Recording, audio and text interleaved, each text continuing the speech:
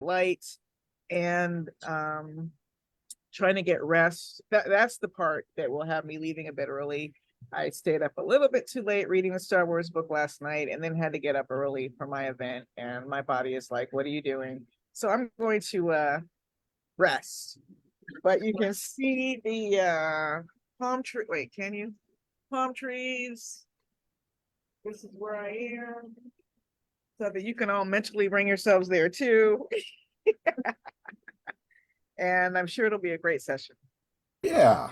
So listen, let's just get started. Welcome to Firedance. This is Steve Barnes, the creator of the technology. And, David Bowie recently was asked what the greatest accomplishment in his life was. And he said it was marrying his wife. Um, that is a level of clarity that I aspire to because it is absolutely true that being partnered with Tananarive has been the adventure of a lifetime. But I don't always have the kind of clarity that David Bowie has, which is one of the reasons why I'm not David Bowie.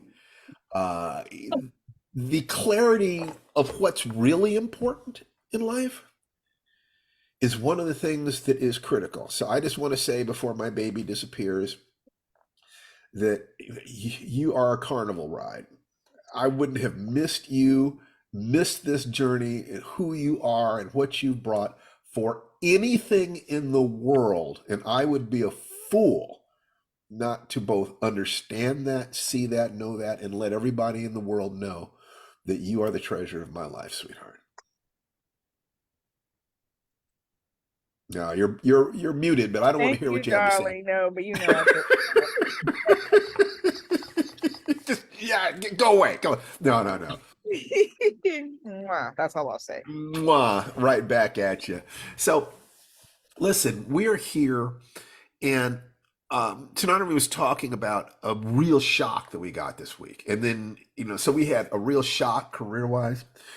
Jason had his first day at college. I had to get into position where I can honestly feel like this book is happening because I have to push the button on it on Monday. On Monday, people. So just once again, I'll just show this. This is the Mace Windu novel right there. And it's working. When I finished Speechify has a variety of voices, and one of them is Snoop Dogg.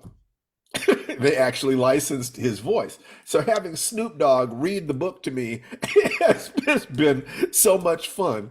And I got through the whole thing, and I actually, teared up a little bit at the end. That there's a spark of real emotion that I've been able to create, in there. So what I have to do now is it's just a spark. So I have to fan it. I have to find out how does everything that I do in the book amplify that or help pay that off. Uh, if there is real emotion, then that means that the situation is close enough to a real life thing. There is enough simulation of reality that you can't see the puppet strings all the time. What you want is for people who suspend No, we are colder than who suspend disbelief to be we're at able. zero F. He's at 23. Okay, let's see. Mute all. The people who suspend disbelief are able to feel the emotions of people who don't really exist. It's a puppet show in a way. But if the puppet show is done sincerely, then you will react to it. Just like, can you have emotions in, in response to cartoon figures? Of course you can. Actors playing roles? Of course you can. The question of if you're watching a movie about talking dinosaurs, what is it that you could do to make those dinosaurs, if it's Land Before Time or something like this, so real or that empathize with them enough that the audience would cry if mommy dinosaur sacrifices her life to save baby? trying to understand what that magic is. And it is a form of magic. This is what artists do, dancers do, and writers do. And I'm so grateful to be part of that tradition. And I'm so grateful to know so many masters, in that field. And so if you're looking at the magic formula, for instance, the M in magic formula is map or model. Be sure that you have people who you can think of, who you admire, who started where you started or with fewer resources and got what it is that you're looking for. It is by studying them that you'll be able to figure out, well, how did they use their minds? How did they use their emotions? What actions did they take? And those are the three things you have to look at. This week, I had the book, Tananarive had the trip. We had a career upset. We had to get Jason to college, and Tananarive was going out of town. I was originally going to be going out of town with her. But then when we realized that his 20th birthday, because he just had his 20th birthday on Thursday and then his first day of school on Friday, there was no way I was going to be, that we wanted him to have that, to do that by himself. There was just no way that that would have been appropriate. So I missed the chance to go to the Florida Keys and play around on the beach with my baby because my son is more important, and they had that clarity. And Tananarive knew that she could go and do what she had to do, and I would be dad, and she would be able to set things up so that we're represented. So he is safe. In terms of the career shock, so we've tried to get this book done for decades, and we finally got ourselves in the best position we've ever been in with executives that we can actually talk to and actually get us, and a team that we're building that was actually working. And it's like, wow, this is fantastic, this is great. And then we got a call on, was it Wednesday? We got a call on Wednesday. Yeah, Wednesday. Saying that his entire department was fired. Everything just blew up right there. How are at you? the, Good. at the same time that Oh no, I'm just enjoying what's left of the same time that I'm trying to focus on this book, at the same time that Tanari was getting ready to go out of town, at the same time that we're trying to get Jason ready for college, it's like the rug was being pulled out from underneath us. So, you, sweetheart, especially while you're here, you gave me a list of the things that you did. Why don't you talk through? Do you remember what you said, or would you be willing to recreate I that? can refer to my newsletter too. Hold on. Let Yes. me spotlight you and spotlight me. So we're both on the screen. Hey, everybody. So, I think the first thing was just the shock. Really, really good news. Like on Monday, hey, this polish you're working on, we're going to send this to your favorite actress and maybe try to get her, you know. And then Wednesday is like, guess what? I'm fired. This is basically dead at this company. And that led to a spiral of negative thinking. And the first thing I was thinking was how weary I am. If you read my newsletter, this has been a long process. The president of Fox Searchlight Studios looked us in the face more than 20 years ago and said, I will make this movie. And then did not make this movie. The last time it was at Sony, we were promised a chance to pitch a take and be the screenwriters attached. And they never invited us in to pitch a take. The producer never even told us who the screenwriter was. We never saw a draft. So when I say we were shut out, I don't mean we were just shut out 20 years ago. We were shut out 4 years ago. Never get it. So this was an ideal situation. We've had so many disappointments. My first thought was, who is it? Is it Lethal Weapon? Where was it Danny Glover always saying I'm too old for this shit? Or was it no, Yeah, no, it's Danny Glover. It's like you're feeling like, how much longer can we get kicked in the teeth? Like, and I'm too old for this. Like, I that feeling of running out of time, that feeling of getting so close and then it's yanked out of your hand was very, very strong. A negative thinking spiral. And I had made some assumptions that weren't true also about payments and things that we were owed, and so that helped. But mostly it was trying to come out of the spinning grief and the spinning negative thought patterns by, first of all, staying focused on gratitude. And one of the things I did not say in the newsletter is that this particular executive was so proactive in moving us to write a pilot even before it's set up, which is unusual, before the writer's strike, that unlike a lot of screenwriters in Hollywood, we were not struggling for money over that strike because of this man and that decision to do something pretty radical, frankly, and so we had that peace of mind. We've gotten a beautiful pilot script out of it, probably the best we've ever done, because I had the input from him and from a director, which we've never had before. So I was grateful that we have a great writing sample. I was grateful that he kept us from having to scramble for money for several months last year. I was grateful that Jason was going to college. I really started to focus on Jason turning 20 years old, taking his first college class. The fact that things are good with me and my baby. If we're good, then I'm good. We're better than good, sweetheart. That's how I felt about it. So the gratitude help, breathing. Sometimes you have to have a good cry, and I don't, believe me, I did that. But then I was pretty much transformed by the time I got here, and I felt empowered. I'm looking for creative solutions. I have a sense of faith that we're going to find a way to make it work, and I can't explain why I have that sense of faith, but I do. And that's enough right now. It's enough to just have a sense of faith. Gratitude is why you have faith.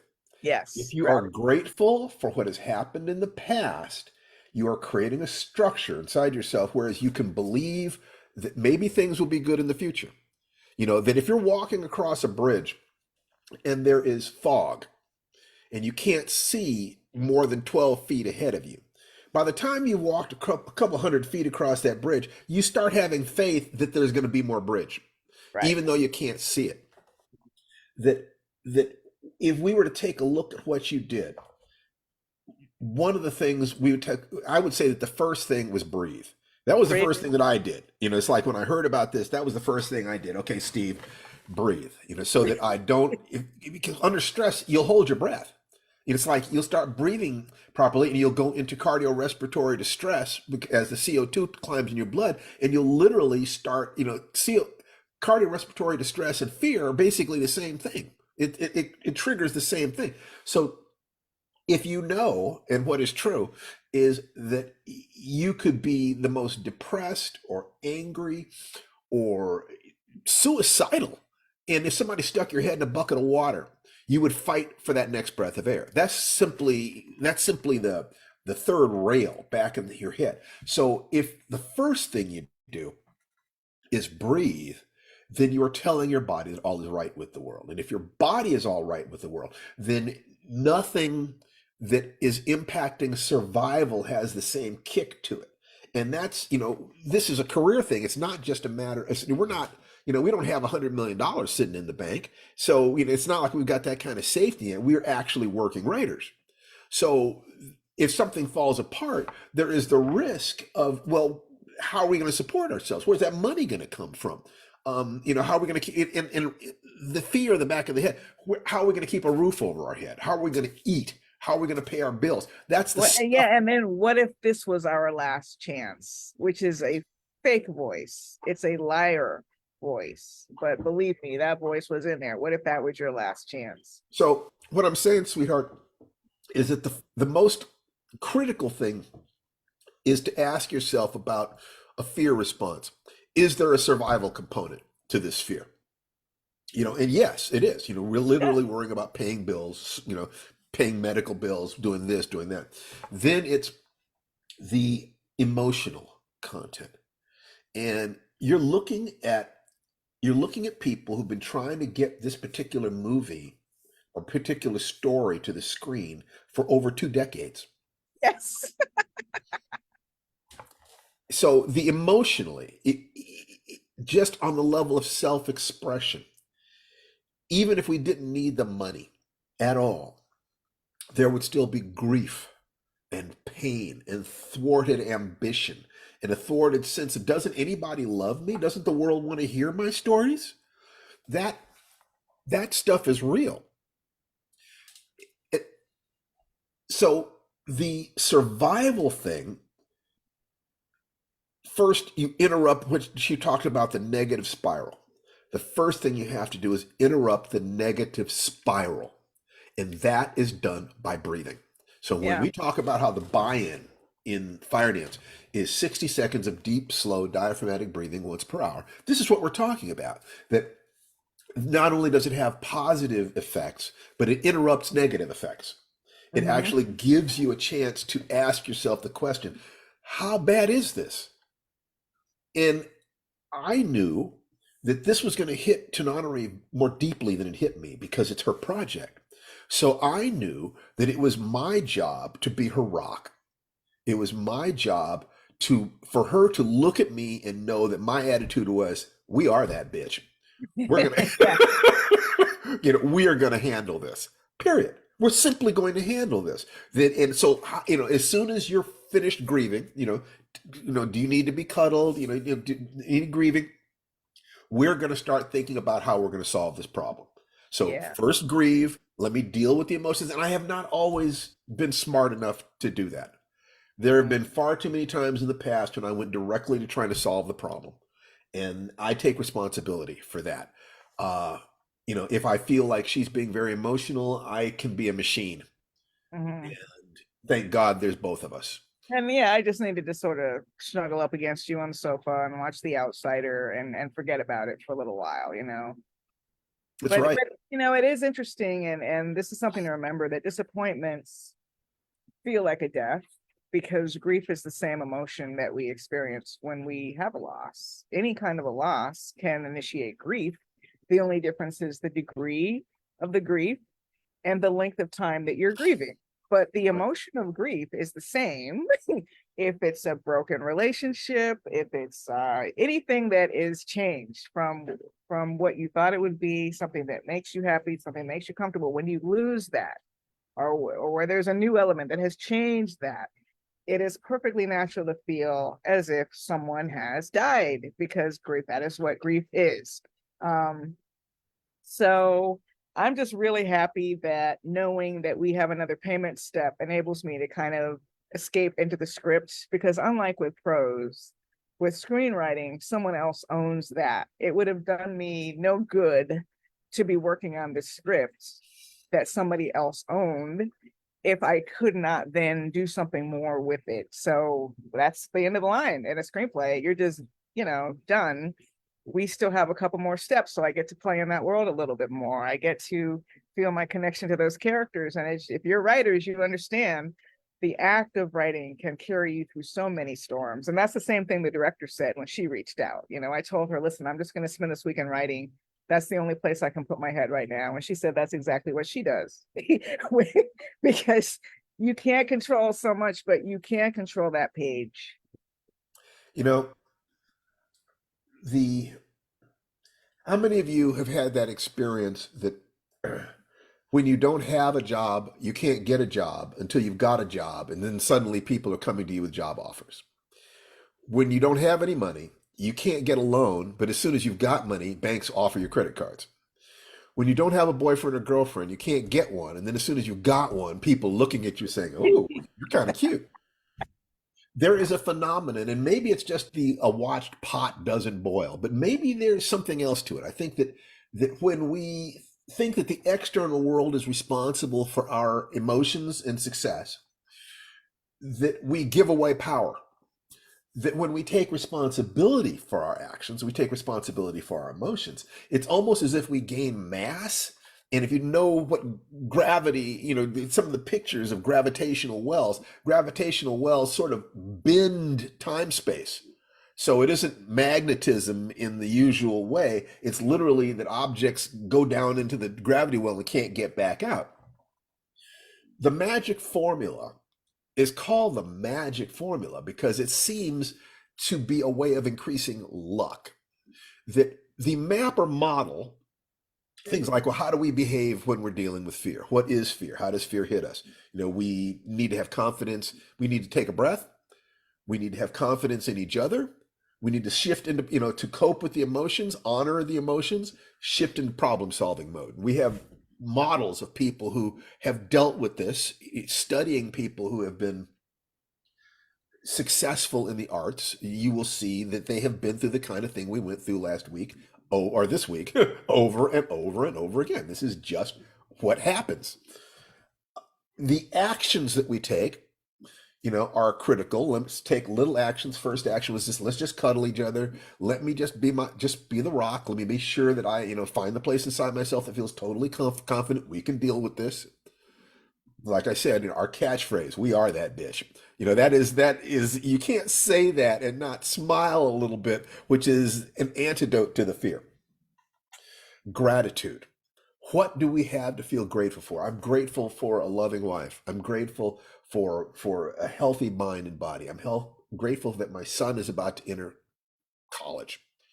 Grateful that I'm almost finished with the Star Wars novel. Grateful for opportunities, for friends, for this, for that. So the gratitude then is an antidote for fear. The clear intention is that no matter what, we're going to have a fantastic year. And that means that our marriage is good, our health is good, and career things are working well. And the C is that confidence. Do you believe that you are the person who can and should do this? Well, that's what, we are that bitch. It's all about that. It's like, yea, though I walk through the valley of the shadow of death, I will fear no evil because I'm the meanest son of a bitch in the valley. It's that. Do you define yourself as the kind of person who can do these things? Map times action times gratitude times intention times character, conviction, confidence equals luck. We had no zeros.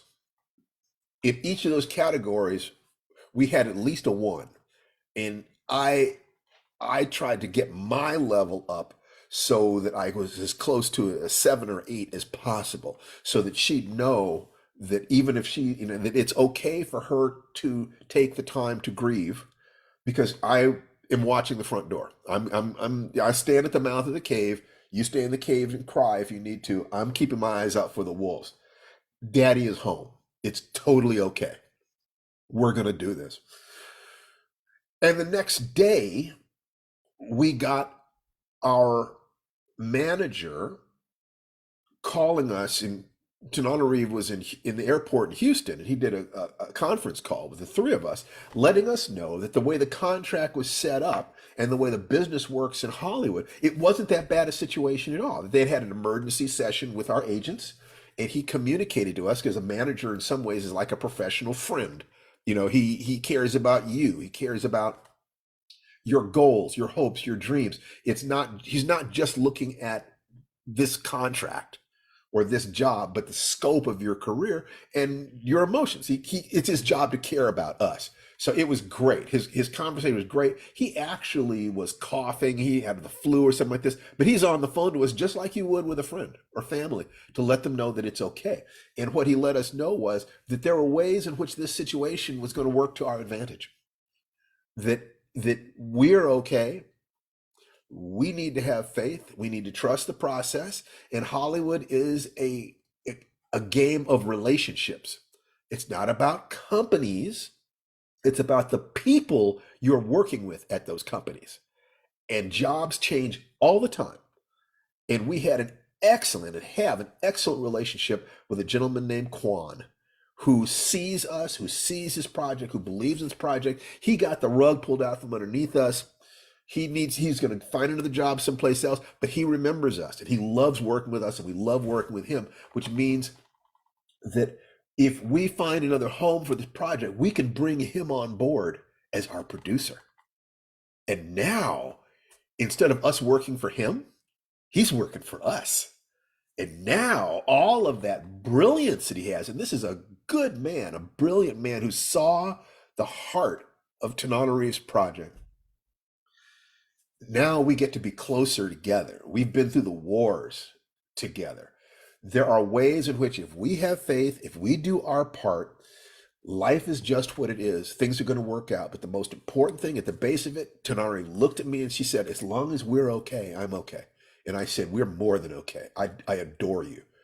if our son is okay, he's more than okay. He is starting to hit his stride. Yeah, there's going to be problems. He's hitting a completely different level. He's 20 years old now. He's out of his teen years. Now the game is really beginning on a different level. But what I've told him, I love you. I believe in you. You can do this, and I will be with you every step of the way, and you will have a safety net with us as long as I'm alive. Period. He needs to know that he has all the time he needs to find his brilliance, to find his genius, his way of employing the magic formula or whatever version of that he's going to use. Because we handled our stuff, the universe said yes. Because we were ready. If the universe said, we were going to be okay. Universe say no, we were going to bare our teeth and fight. This is what we're talking about. I'm afraid. I've been afraid for months with the book project because I was writing it in such a way that there was no part of it that was ever completely polished. It was all lumpy and primeval. So it was primeval soup, of a story. And I had to kind of trust the evolutionary process. I had to trust my unconscious mind. That back behind you, you'll see Steve Martin's comment. Let me get out of the way. The conscious mind is the editor, and the subconscious mind is the writer. The subconscious mind, I talk about it like, it's the child part of me. The adult part of me is the conscious mind. It was the child who had to play. So the adult is looking at the demands of time and energy and a runaway train called, one of the biggest,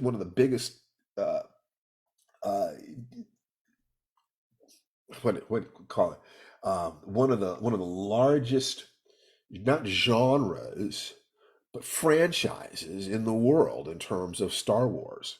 The only thing that's bigger is the MCU, which is having its own problems right now. To be able to do something that touches my heart and therefore engages my mind and therefore does the job in terms of career and also fulfills what the franchise needs from me and also makes the fans happy. Those are a lot of different gravitational wells I have to navigate. And the only thing that I could do was to protect the kid part of me who was writing as fast as he can. That kid part of me was dreaming as fast as he could. And the adult had to just be willing to protect it. That's not terribly dissimilar from what a producer does.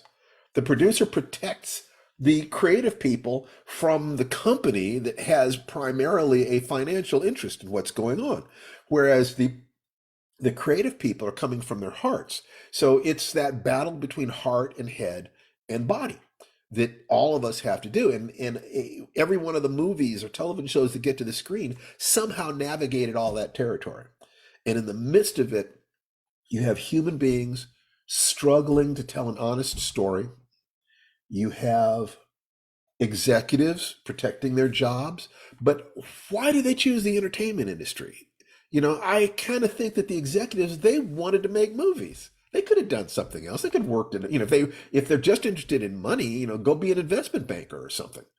I think that they wanted to make money making movies. So I start with the belief that on some level, they are my allies. They're not my enemies.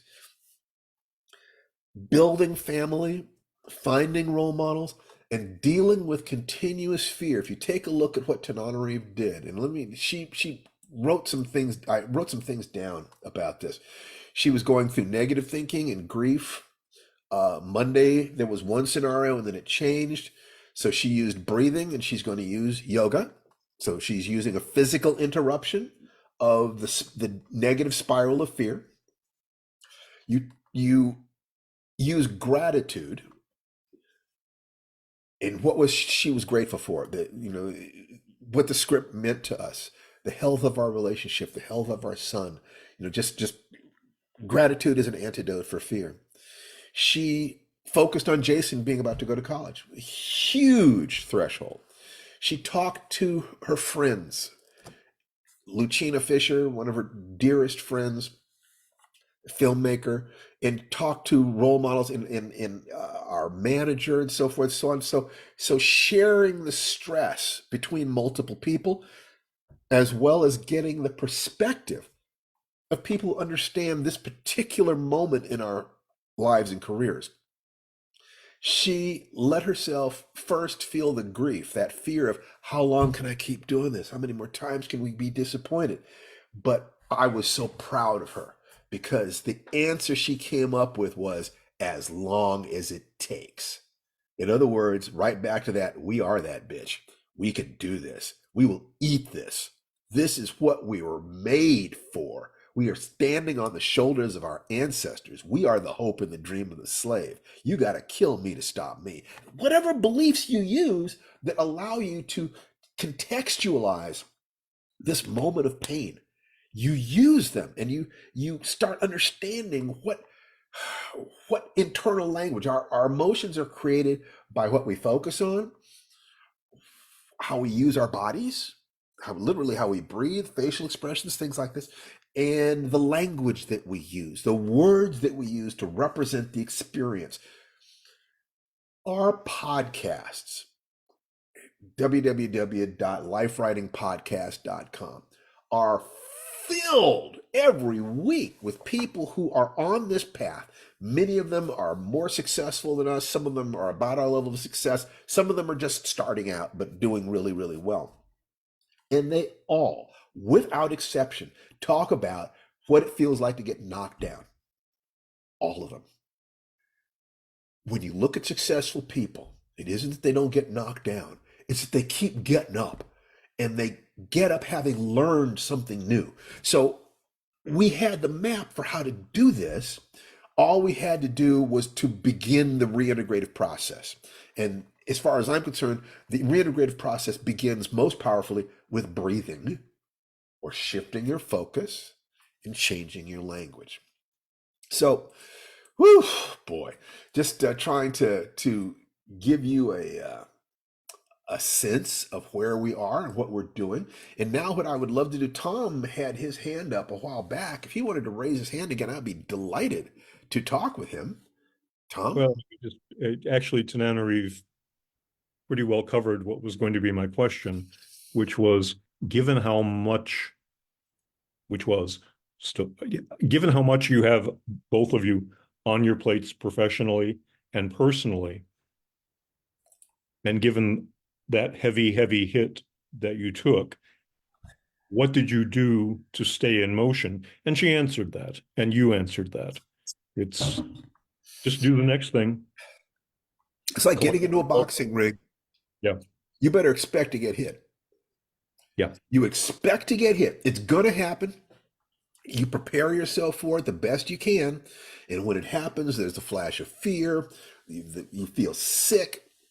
Whatever it is that happens,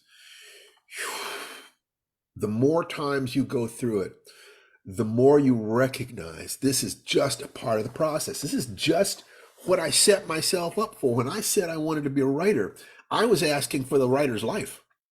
I wasn't asking for a shelf full of books. The shelf full of books is a byproduct of living the writer's life. And fear is a part of that. And heartbreak is a part of love. And injuring yourself from time to time is a part of fitness and sports. If you get realistic about this, Tom, then you know what's coming. The hero's journey says that you encounter evil and you are defeated. In this particular case, you encounter the vagaries of chance in Hollywood, where it's a revolving door or a game of musical chairs, and projects turn into orphans all the time. If we're not ready for it, stay out of the game. If you don't want to get hit, stay out of the ring. If you don't want tears, just harden your heart and never love. Once you understand that, then the question is, how can I do this and have fun in the process? How can I move away from pain towards joy and move to service? Okay, if that's the progression, then what we had this week was an opportunity, was a chance to get knocked off balance, fear, finding our joy in our son, in each other, in potentials, in our allies. And now service is explicitly sharing the experience of this week with you guys. So we have all these motivations to keep going, whether they're personal or they're financial or they're physical or those of service to the community. Finding how to keep going, even if you get knocked down, it's in how you get back up. And the magic formula, like I said, is set up so that a disproportionate number of times, in a way that is really weird to talk about, except that I live in California, so it's, California woo-woo is nothing special to me. If you set yourself up so that you don't need luck, that's when the luck happens. That you take a look at it and say, okay, what have I got around me? How am I going to do this? I am absolutely going to survive this no matter what. We're going to be fine. And you take those steps, that is when the universe says, oh, okay, I'll go screw with somebody else because you guys have it together. I don't have any place to insert my fork of fear, because it's not because we don't fear. It's because we're not afraid of our fear. The fear is just there. Here it is. Fear is here again. And I remember somebody saying that to me a long time ago, and I did not understand what they meant by it, but now I do. And hopefully you guys will look back over your lives and find, when you look for the things that are on the fear spectrum: stress, grief, guilt, anger. All those things are on the fear spectrum. You can see how fear connects to all of them. And if you will gain clarity about what you're afraid of, am I afraid of something that affects my body? In this particular case, yeah, there's survival stuff connected here. How about our heart? Yeah. How about our minds? Career path? Yeah, absolutely. That fear hits on all levels. When you've put a tremendous amount of yourself into it and you're worried, am I getting too old for this shit? All that stuff. Fear. Okay, so I wrote a 5-part way of looking at this, and it might be useful. I hope. So the first thing to do is to identify the source of the fear. Is it in your body? Is it in your emotions? Is it your mind? Your relationships? Is it in your mind, your career? Is it about yourself? Is it about others? Is it survival? Is it status? Is it loss of love? What is it? The second thing you do is gain clarity about your fear. So identifying the source, gaining the clarity on it. So for instance, in terms of my martial arts training, I was told to visualize a glass tube filled with water, and there's glitter suspended in the water, and you just watch the glass tube until the glitter settles to the bottom. It took me 6 weeks approximately to go through this process dealing with my fear of sparring in the martial arts before I saw that the problem was not the fear. The problem was that I thought the fear meant something.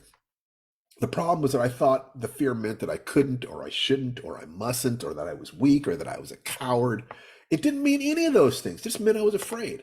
And I lacked the wisdom to understand that fear was natural and normal. The next step is to find a way to turn fear into action. Emotion is a message to take an action. You generally feel the negative emotion when you're not taking an action. When you are in action, you generally don't feel the emotion. So to a degree, you can actually measure how efficient and effective you are by how much fear you feel. If you feel a lot of fear, that generally means you're not taking the action. You're about to take the action, or you're afraid to take the action. But when you're taking the action, that fear just turns into energy. So you could actually, say, I'm feeling a lot of fear. I must not be taking a necessary action. What is the necessary action I could take? Well, just what the 1% I could take. The magic formula would be step 4. Look at the situation from the framework of the magic formula, do you have a map or model of how to deal with this problem once you've identified it? Are you taking action? Are you creating and finding positive emotions, gratitude, which is the antidote for fear? Do you clarify your intentions? Do you got a solid goal? Do you know what it is that you're trying to accomplish? And what is the identity? The path, the C, it's confidence, it's courage, it's character. You have to be the person who can do the thing and have fun in the process within your ethics and standards. And this fifth step is you put your fear behind you, your love in front of you, and run like hell. You don't have to remove fear from your life. You have to have the fear in its correct position in your life. Those 5 steps are just kind of what I came up with today. But now I'd really like to just kind of open this and allow people to ask any comments, questions, requests, any wins for the last week, any clarity that you're gaining, whatever. And by the way, Tom, thank you very much. So, who has comments, questions, requests, anything like that? Story to share with us? Orion raised her hand. Okay, unmute. Yeah, there it is. There you go. I've been trying to do the write one sentence every day. Sometimes I do, sometimes I don't.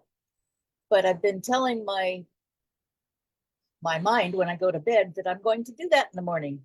And sometimes it anticipates morning. But this week it kicked into motion and I've written 2 short stories so far this week. 2 short stories so far this week? Yes. You're a beast. You got to keep it going. Applaud Orion. This is great. This is fantastic. I love hearing this. The next object is to actually edit them and send them off to someone else. Well, remember, you only have to do 1 per month. Now, if you wrote 8 stories and you got 1 of them into the mail, that's a total win, a huge win, a stupendous win. Okay, and you should dance. And it's really, first of all, you just celebrate the victory of finishing 2 stories. That is the path. That's the path of mastery. You're taking the actions. Congratulations, Orion. Thank you very much. And thank you for the information on fear, because this week I got bad health news and I'm still processing it and getting to where I can breathe outside of it. Okay, and I hope that you have a resource circle of doctors and support friends during this time, and we can be part of your resource circle as friends. And I hope that you have all the resources that you're going to need to navigate this territory with integrity and power. Thank you. And hearing what you're saying about fear stabilized a lot of my problem. So I'm glad. I can think clearer and proceed forward without yikes. Absolutely. And I am honored that you trust us to be here and to share that with us. And people, in chat, make sure to take care of Orion in chat. I can trust you about that. You guys have been good. So thank you very much, dear. Thank you. Dr. Joan Cartwright, I don't remember seeing you here before. I would love to say hi to you.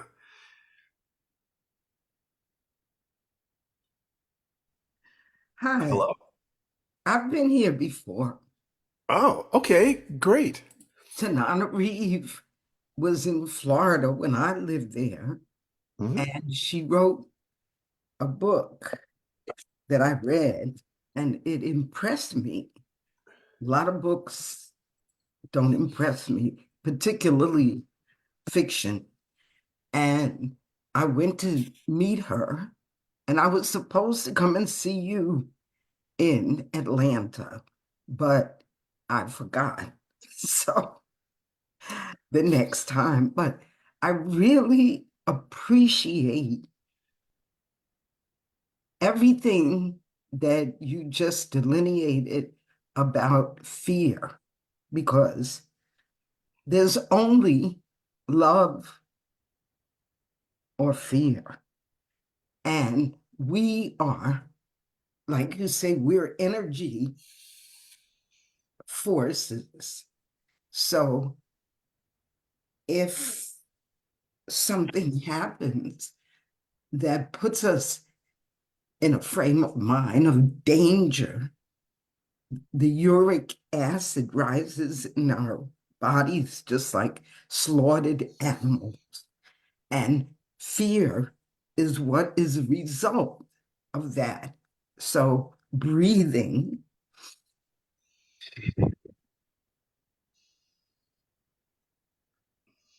is what brings us back to the center. And you look like my brother. You look like my uncle, my brother, my granddaddy. You look like all of these people. And I am all those people, sweetheart. I probably look like people in your Absolutely. You look like my family, sister. as we all do.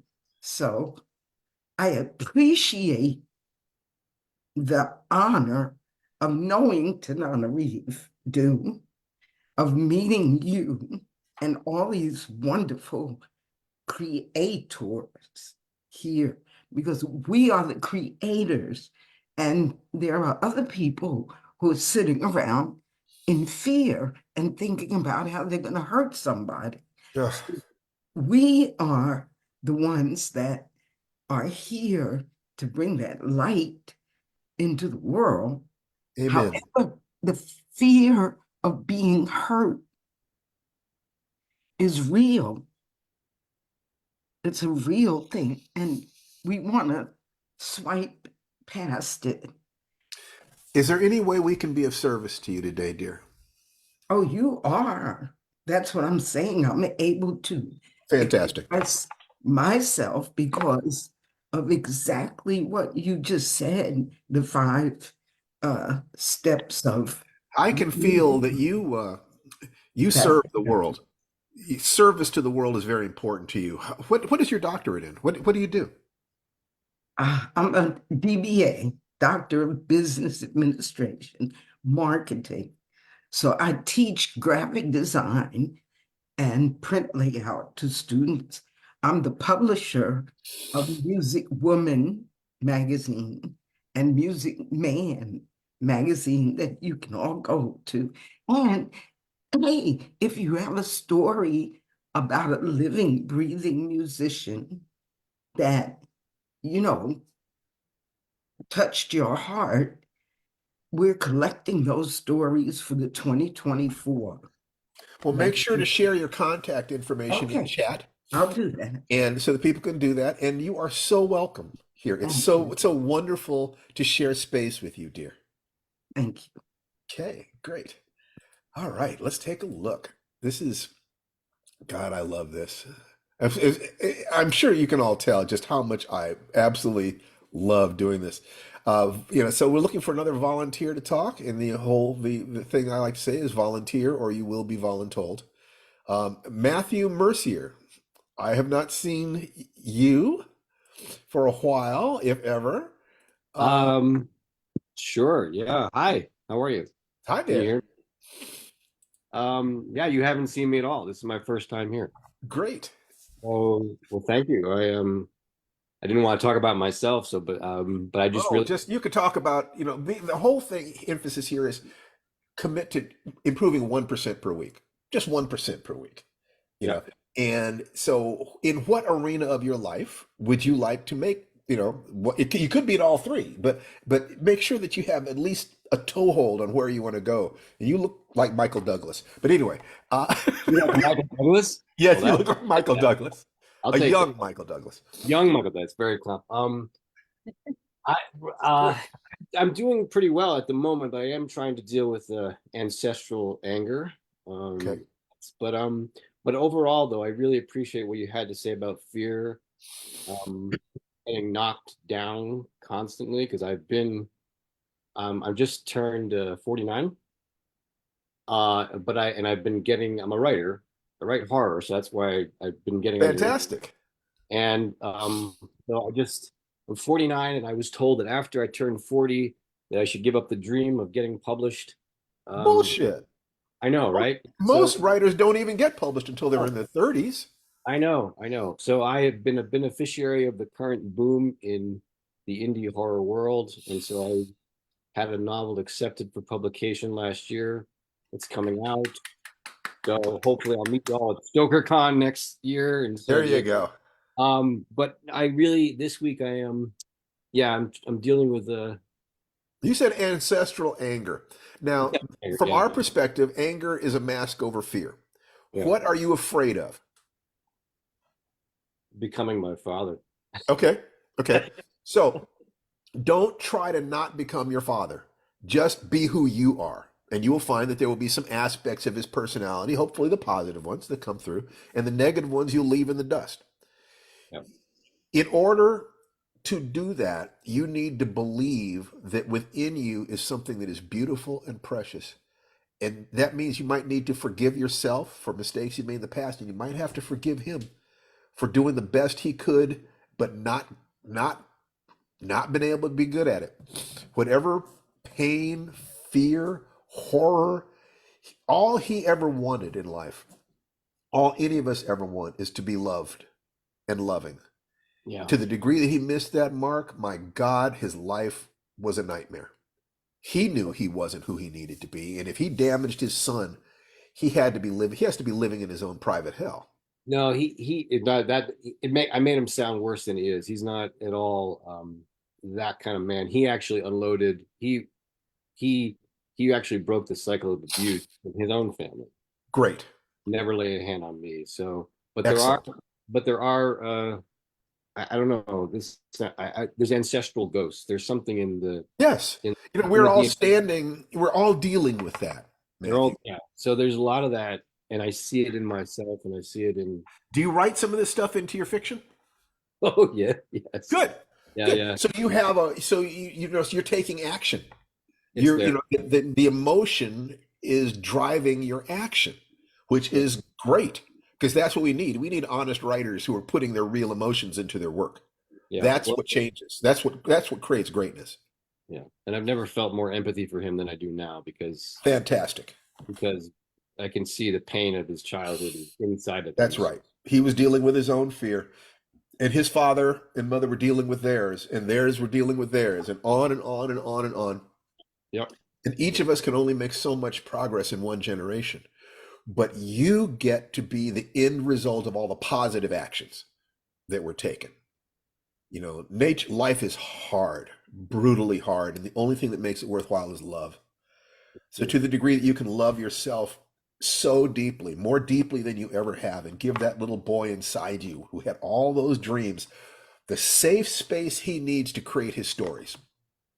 So you, as his father, create the safe space for him. You take care of the business, negotiations and working another job or whatever it is that you have to do to create the safe space for your kid to tell his stories and share his heart.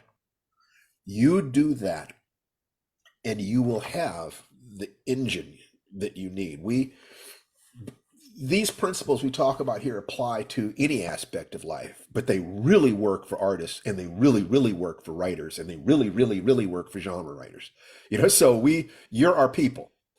You're closer to the people that we can help directly.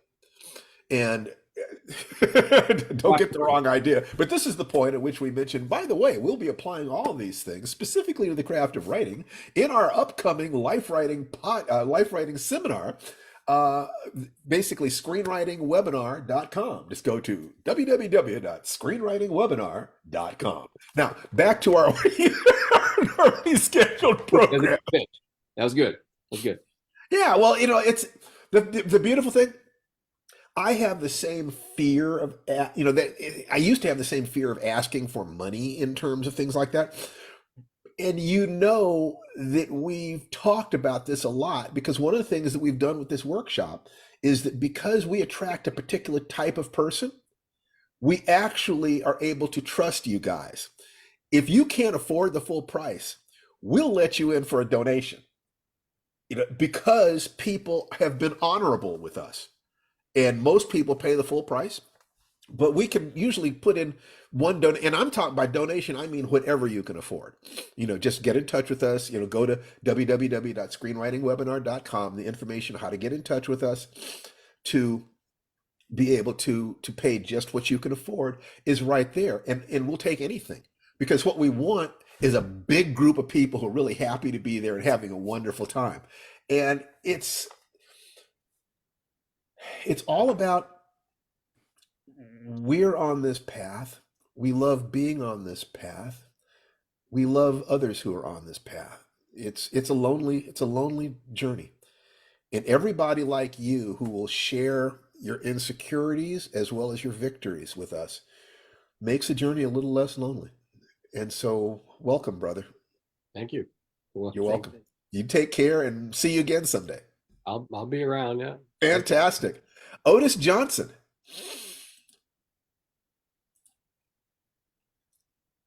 Hey man, what's happening? It's a good life. Where's Otis Johnson? I'm down here. I'm down here with my lovely wife again. Oh, And yeah, since last week, we got our first rejection slip, great. and it's kind of awesome. I just have a feeling I'm just gonna keep, attacking until someone bites. And I already wrote a second story, and we're about to put that in the mail. So like I got one down in a week. Yeah. So here's just first of all, everybody congratulate Otis.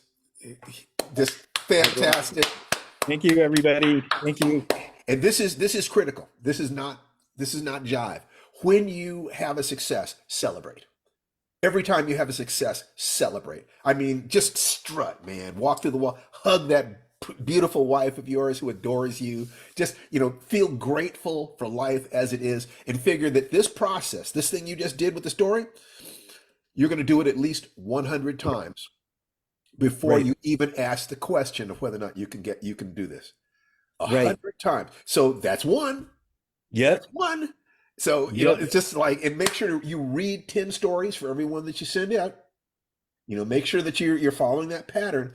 Not a Right. single person who has ever followed that pattern has gotten past story 26 before they sold. Not one. Right.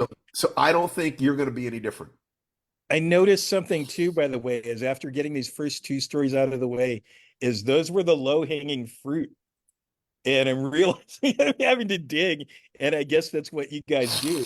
Because yeah, like those were the easy stories, and up ahead are like a little more difficult. And I embrace it, but that's Okay, well, let's take a look at that a little bit. Yeah. Creativity is thinning the wall between your conscious and unconscious mind. Everybody goes quietly insane every night. Every night we have dreams. If we could tap directly into that, you'd have 100 ideas every day. Okay, so it's a matter of, so you could keep a dream diary. Yeah. You could read stories and say, well, I would have started that story differently, or I would have ended that story differently, and you've automatically got different stories there. Right. The point is to trust your creativity. Trust that you are a churning urn of burning funk, that you have more ideas than you could ever use. It's just so you just look at these ideas and think. So the way I put it is, in one sense, is this is the circle of the ideas that I'd like to write. This is the circle of the ideas I think somebody would buy. Where those two circles overlap, that's where I write. I write in that little space right between the stuff I would like to write and the stuff I think other people would want to read. Now, when I'm getting ready to pitch on a television show, what I would do is I would brainstorm hundreds of ideas, literally. I mean, just and most of them are garbage. Then I would sort through them to find the ones that kind of sort of work. Then I'd sort those again for the ones that sound like they would be the most fun to work. Then the ones that I have not seen before that look like, they'd work for that particular show. and then the ones I could write off the shelf, the ones where I wouldn't have to do any research because they're based on things that I already know. So I would go through a series of filters. But that first thing of just vomiting up every idea I could think of, I would fill books with that stuff. Just fill books with them. It's like I will never live long enough to write all the ideas I've had. And neither will you once you stop editing yourself. Just come up with the idea. And your wife's back there saying, I've been telling you, I've been telling you. This all makes great sense. No, I love it. I love it. Yeah, I think she's smart. She's smart enough for the both of you. She really is. Yeah. Yeah, I bet you chased her until she caught you. There you go. There's nothing in the world that's better than love. I'm crazy about love. So you celebrate, do something specifically to celebrate, then get right back on the horse and keep going. You do that for me? Yeah. And you keep coming here and talking to us about what you do. Tell me a little bit about the story, just a little bit. A little bit. Which one? The first one or The one that you sent out? The one I set out, it was fun. It's a little bit crazy because me and the wife here were watching this show called, what was it called? Love Has Won. No, it was called On Mother HBO. God, right? Yeah. Well, I think it was called What Love Has Won, but it was about Mother God, this like hardcore woo-woo new age cult leader that had like in the process of like running this cult had actually mummified herself. Self-mummified. Had with her own weird treatments. Yeah, yep. And like so like we just kind of ran off the story with like, well, what if she mummified herself? What if she mummified herself and was actually God? Yeah. So she's still conscious and she's in touch with like Lovecraftian elder things, entities from and other whatnot. dimensions. And Yeah. then this, Ooh, you Yeah, guys and- seem so nice. You seem so normal. Where's all this coming from? that's why we're nice. That's why we're nice, because we get weird ideas and get them out. We get them That's out. right. Like That's right. ruminating on them. Right. No, but the basic concept was like, obviously in the real world, she was, excuse my French, she was full of shit, right? Like it was a cult and she was lying and none of this was true. But so the concept of the story is, well, but what if she wasn't lying? Yeah. What if she was telling the truth? Yeah, What if she's there you go. actually God? Yeah. And what if so we have her as this mummy that's like controlling all This of these mummy people. that has like telekinesis. And they're like taking her around like Weekend at Bernie's or something. But You're mad people. I love it. You guys. You're going to come to our screenwriting workshop, right? yes, hell yeah. Great. I Yeah, can't I've wait. written a I can't couple. wait to see you guys there. This is great. And you're having fun. His wife, but he made a movie and it's a feature film, a full-length film. It's really good and you can watch it on Vimeo and you should link it to them. Yeah. I'll link really my good. movie to you guys on Vimeo or throw it up on Life Writing. It's really good. But like the whole deal is, and why I'm here is I've written a movie once and I've written stories before, but I never got into the process of what you call the machine. And I've always kind of written and then kind of went, well, my work was okay, and then backed off of it or whatever. And I But wanted. it sounds like your to goal is to do movies. Is that right? say that again. Is your goal to do movies? You know what? My goal was just to get it started and live off of creativity. I do music also, I DJ also, but I've done a feature film, and it was at one time my goal to do movies, and I could get that bug again. But that's why I'm going to do the screenwriting. So you thing. keep working on the stories. When you've published a few of the stories, I would suggest that you aim at making a short film Yeah, out of one of the stories that you sold. yeah, Because that tells you if you sold it and got money for it and the check cleared the bank, yeah, it tells you that a professional editor was willing to bet their paycheck on you. yeah. And that's what you're looking for. There's a course called Dove Simon's 3-day film school hmm that basically talks about all the basic pieces you need to make a movie. And one of the points that he makes is that you stair step yourself up. That if you wrote a movie that's like a 20-minute movie, one act movie, one set, in essence, it's My Dinner with Andre. It's a one act play that you film on your cell phone or whatever. Right.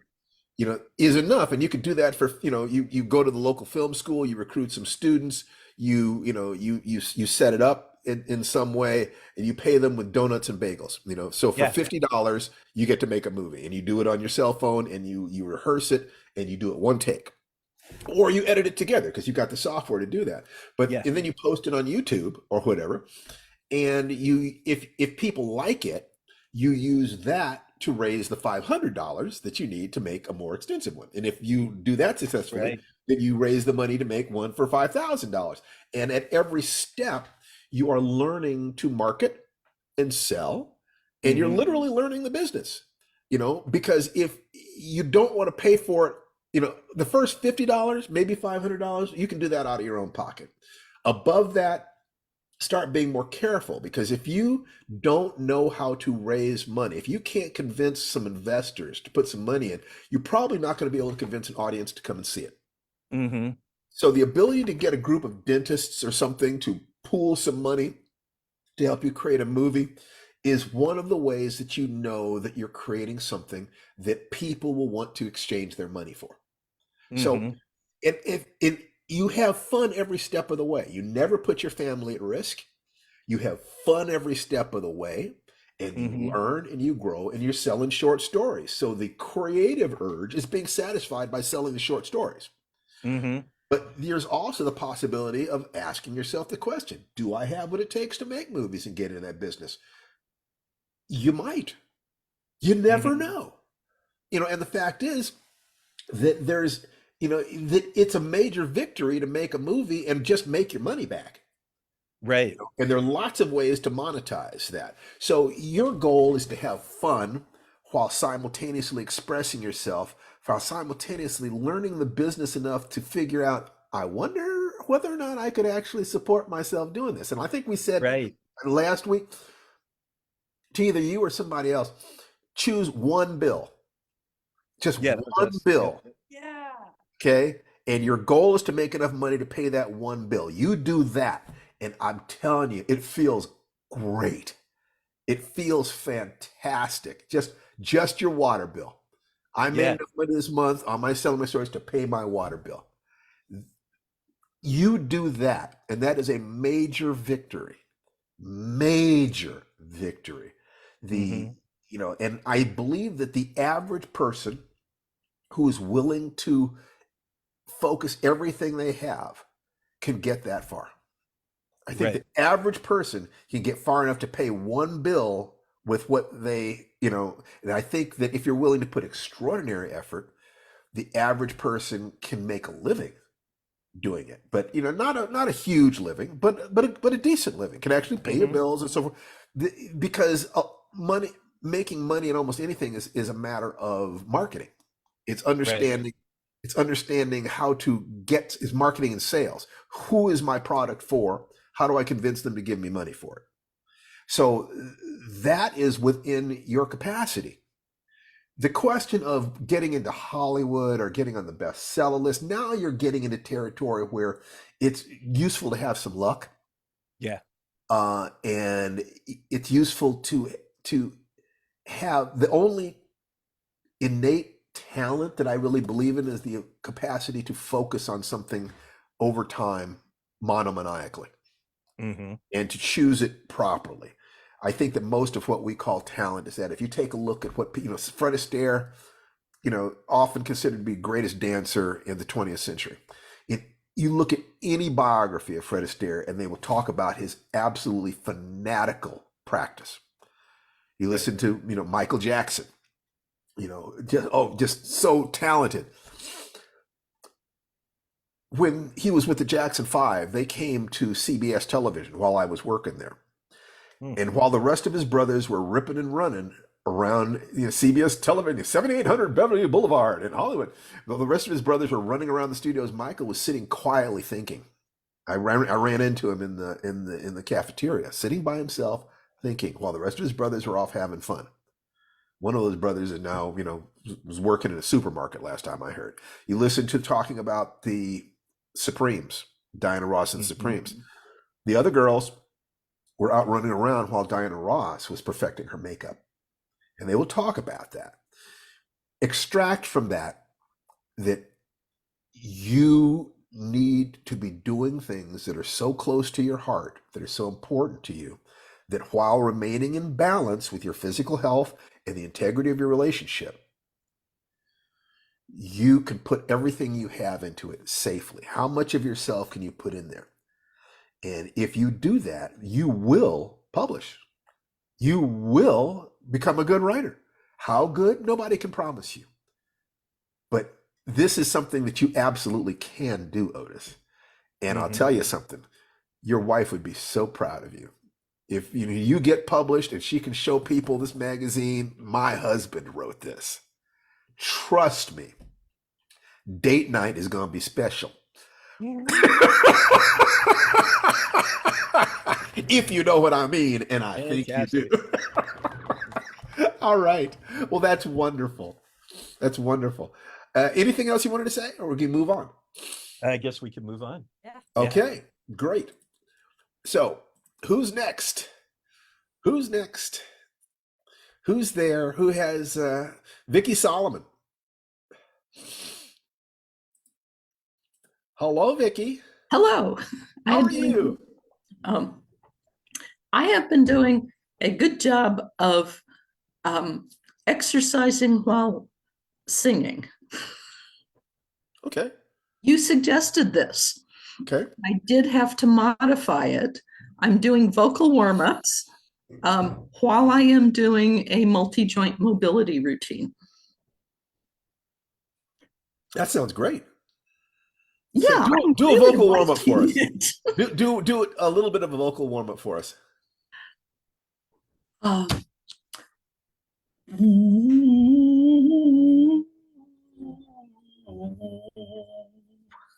Okay, great. Puppy cheeks, 5-note scale. Fantastic. Is there anything we can do for you today? No. Okay. Well, thanks for being here. It's always wonderful to see you. Great. All right. So, Heidi Nichols. Hello, you got your AI up there. You want to unmute yourself? Hi, I'm sorry. That unmuting thing gets me every time. Hi. Hi. I love your cartoon. Thank you. It's actually a fairly good representation, I think, as avatars go, so I'm pretty happy with it. Fantastic. I have trouble with my phone because I do Zoom over the phone, freezing up when I try and give it too much video input. So having this works really well for me. I love it. I love it. Is there anything we can do for you today? Actually, I kind of have a praise report. Thank you. I had a really hard time going to my family in December. And you know about this, everybody else doesn't know about this. My niece Kelly has Down syndrome and has survived a lot of things in her life. Several open heart surgeries, having rickets, having leukemia. And she's just a little fighter. She's an amazing kid. And I would have to call her the heart of our family. You can't be around her without smiling and feeling the joy that she exudes. She's been really sick. And she got RSV at a visit to California Adventure last February. She's been in and out of hospitals and rehabilitation centers and just struggling to breathe. And she came down with double lower lobe pneumonia and was in ICU mid-December. I ended up having to go home for what would have been a normal Christmas trip about a week early because I wanted to make sure that I could see her. As I said, she was in ICU, and I mean critical at the time that I got the news. And I got to Fresno through a lot of like mischievous that happened, which happens sometimes when you're traveling in the holiday season. And I got to finally see her. I was so overjoyed to see her. And she had actually gotten released from the hospital and put back into a rehabilitation center where they monitor her 24/7. But she can have more visitors, and it means that she's healing. What I didn't expect was the toll that had been taken on my family. My brother and sister-in-law were barely scraping by, and we talked about this, you and I, that the worst thing was that they had let fear engulf them. Not only fear of losing her, but fear of everything else, that, their income had been affected. My sister-in-law lost her job as a result of this. They were barely stringing by. And I stepped in and did what I could. I also don't have a very high income. And I was just overwhelmed because you could visibly see fear eating away. And we talked that fear is the enemy of solutions, because you can't find the solutions until you get past that blockade fear puts up. But what I did see from my brother and sister-in-law was their overwhelming love, both for their daughter, and that driving to the care center to see her, they're holding hands in the car. So That's lovely. I asked for help for them, which you generously gave. And I asked for prayers for them from a lot of people, also generously given. And while I was there, I was able to reach out to some people in the community that provide services to see about getting them. They've gotten all this care for Kelly, but they haven't gotten counseling for them, or any kind of therapy, or any kind of way to express everything they're going through. And so that's now happening. And so my biggest thing to share today is thank you. Thank you all for being a part of this, a part of the chain reaction.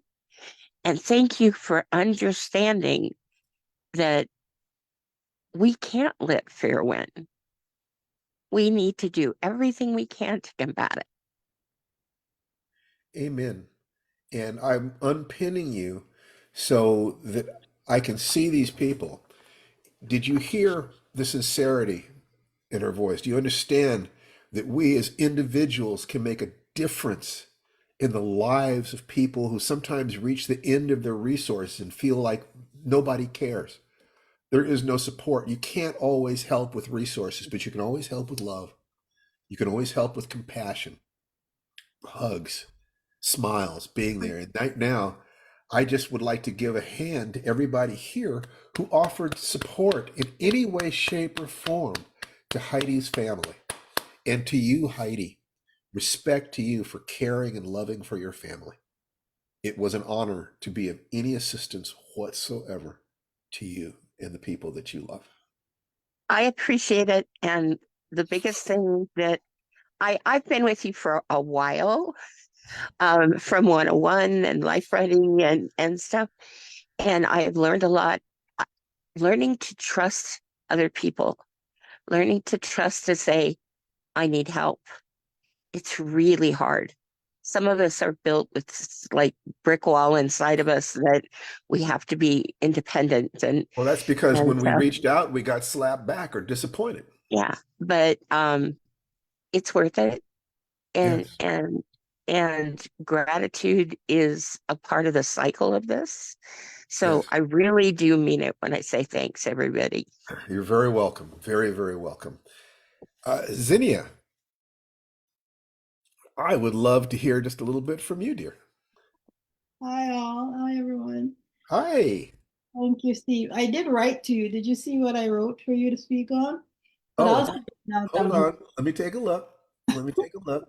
Now, can you just tell me what it Oh, was, sweetheart? yeah. I was interested in hearing you speak on fear of success to break Oh, that down. okay. And yeah. Yeah, Mhm. I mean, look, there are lots of different reasons we can be afraid of success, but the one thing I can tell you is that when you're afraid of success, that means that the change that you're looking for does not match your self-image. Hmm. That there is a gap between the way you see yourself and the way you see your life and what it is you're trying to achieve. And that gap represents, uncertainty. You feel like, imposter syndrome. It could be for you and your identity. It could also be that you will change your social group. That if you're not surrounded by people who are successful, if you surround yourself, if you have a weight problem, the chances are very good that other people in your circle have weight issues too, because they're going to have similar values, doing similar activities, eating similar things, and a similar balance of calories in and out. You start aiming at losing weight, and you can actually lose your friends. Hmm. Okay. If you associate with people who are not in relationships, a bunch of singles, and suddenly you fall in love, it can get very awkward hanging out with the people that you used to hang out with. If you grew up in poverty and you start making money, why do you think so many rappers will bring their homeboys with them? Because so that they had somebody who knew them when, because you want to bring, we need tribe. So those are two things. There are others. What if feeling that being a success makes you a target? Hmm. My mother told me point blank, Stephen, if you show white people how smart you are, they will kill you. My Hmm. mother told me that. And if you want to know why I had a spotty college education, right there. But simultaneously, I felt that if I did not succeed massively, I would also be killed. So I was caught. If you want to know why somebody as open hearted as I am spent so many years in the martial arts, the answer is very simple: massive amounts of fear about either succeeding or failing. So I was roadkill. Okay. So you want to look at the question, what is it you're afraid of about success? Is it you don't believe you deserve it? You don't believe you can have it? That other people start treating you differently, you'll become a target. Some people don't want to make money because they're afraid people will take the money from them. Some people are afraid to fall in love because they're afraid their heart will be broken. They're afraid to lose. I had one woman tell me that she was afraid that if she lost weight, she'd start cheating on her husband. So she had to keep the weight on. So look at the thing that you're afraid of. Look for it. Gain clarity on what is it exactly. What's the worst case scenario? If you succeed at this, what is it going to cost you? Write this stuff out. Be as, you don't have to show this to anybody. Be as crystal clear as possible. Talk to the child part of you, the adult part of yourself, and the elder part of you, looking back over your life. There really can be genuinely threatening things about changing your life. So that's your first step, is to identify what's actually happening here. What are you actually afraid of? Because once you determine what it is, it's not that you mock it. It's not that you say, "Oh, that's stupid." No, no, no, no, no. There really are things that will threaten your survival. And one of them is losing tribe. And one of them is losing your ego identity.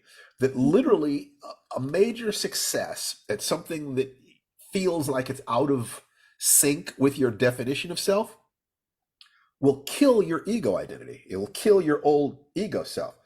So something as joyful as getting a promotion or getting married or taking a vacation that you've never taken before will often create fear because it doesn't feel like it's you.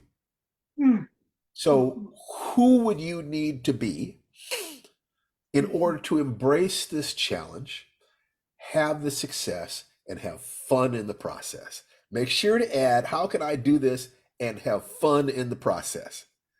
Because otherwise, maybe you'll do it and you'll suffer. Oh, I got that raise, but man, it just broke me. I did this, but it was just horrible. No, be sure that you're having fun. You deserve to have fun. That when you ask your brain to come up with a way to help you do the thing and have fun, you are asking a different question, which then will provoke different answers. So your task is to show the world, to first of all, to move away from pain, embrace joy, and then to show the world that you can accelerate, you can evolve and be joyful and love people and be an avatar of light and love and possibility. Hmm. And you do that, and you win every day, no matter what's happening outside you. When you are an avatar of love and light, Hmm. you win. You can control that part of your life, and you also inspire other people. You also are more likely to take continuous action, which, if you're taking the right actions, will give you the best chance of achieving your goal anyway.